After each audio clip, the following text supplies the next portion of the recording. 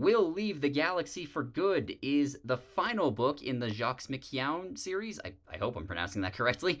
And I think overall it was probably the best one. It continues to be funny and reverent, just like the first two books, but I think this one does a much better job of bringing forward like a big threat that the heroes have to, save the galaxy from. The villain here was hinted at a bit in the first two books, and I'm not going to give away the reveal of who Jacques McKeown really is, but it did catch me off guard, and it was both funny and it was making some actual points. Spoiler alert, Yahtzee Crossshaw really does not like AI generated art, which is good because I hate that stuff too. But he brings it up and does it in such a way where he actually makes some pretty cogent points about it, and makes some pretty cogent points about why it exists in the first place.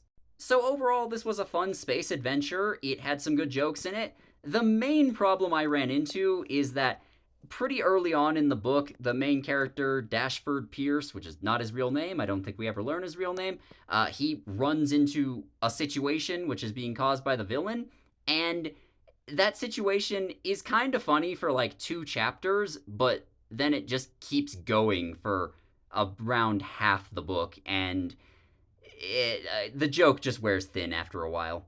Other than that, I thought it was pretty good. And in fact, all these books are pretty good. Are they on the same level as something like Hitchhiker's Guide to the Galaxy? No, I don't think they get quite that funny, but they are still very enjoyable, fun books.